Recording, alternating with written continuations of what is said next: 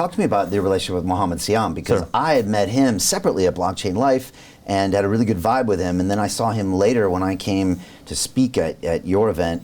And then I was like, wow, this is unique to have that Emirati partner with what you're doing. Yeah. I mean, that's not typical.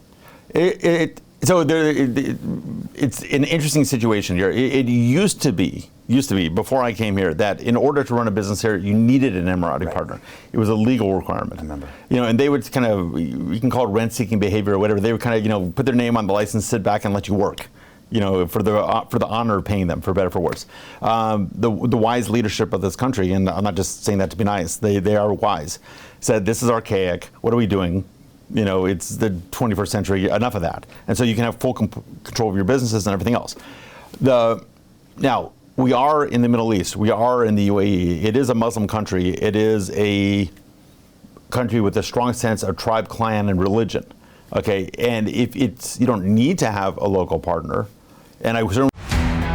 How do you get out of a rat race? How do you create wealth not only for yourself, but also for the generations to come after? I am absolutely amazed with the quality of companies that we're getting exposure to. We go on to Zoom calls with the innovators and the folks who are building new applications in metaverse, blockchain, artificial intelligence, decentralized finance. What's going on, everybody? Thumbs up if you can see me. We are focusing on early stage investment. And the quality of people that we're getting exposure to, whether it be Dan Tapiero with 1RT, Jason Ma from Open, Yatsu from Animoca. It's been a phenomenal experience thus far.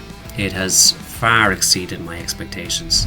We are focusing on cutting edge technologies. I view it now as the best investment I've ever made. The upside I view is unlimited. And as a retail investor, I would never get this exposure anywhere else outside of Investment Club. See you in the Investment Club.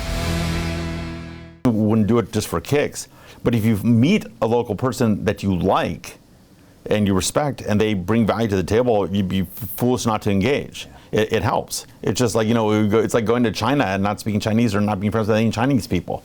I mean, you can live in your little bubble, but if you really want to get in there deep, you got to kind of cross some bridges and get work with it. And he's just a very cool guy. He's got his own AI company.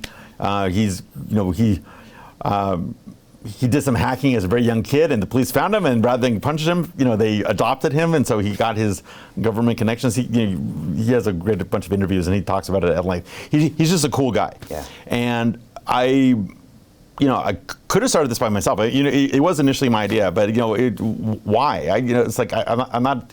It's not the Gordon show.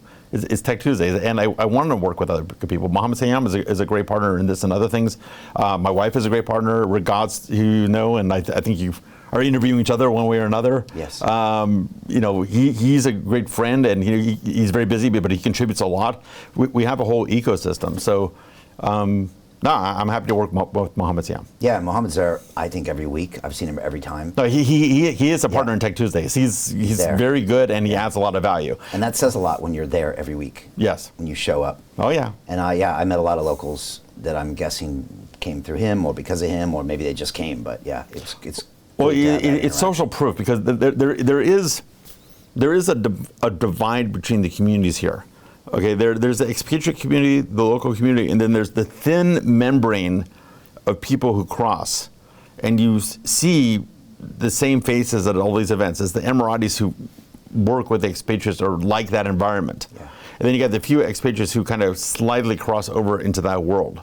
But it's a little bit impenetrable. Okay, it depends where you are culturally and religion-wise and everything else, but it's a little bit impenetrable. What's unique about our event, and I kind of want to take it up a few notches over time, is that you do have a blend between the expatriate community and the local community to a certain extent. That's why we have the decorum at the event. Because, to have Emiratis, and especially Emirati women show up, it's got to be a proper event. It can't be shady in any respect. It has to be very respectful, structured, good people, dress nicely, behave nicely, nice venue, everything else. Then they feel comfortable showing up, and then they see other people like themselves, and you get social proof, and then it grows. So I'm tending this garden with extreme care and awareness.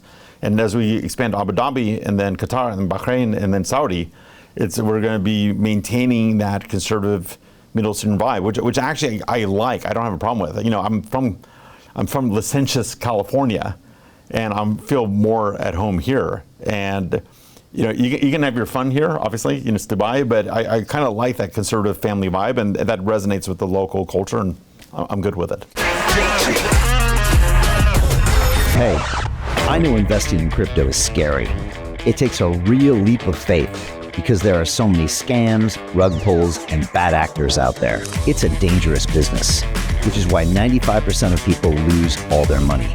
Well, that's why I created the London Real Investment Club, so you can access the hottest deals on the planet and use the crypto bull market to create the generational wealth that you deserve. Join my team of over 100 people from around the world that are making millions of dollars behind the scenes investing in blockchain, AI, Web3 games, DeFi, Bitcoin, and more. Don't miss out. Click the link below to book a call with one of my team now. But hurry, this bull market will end soon.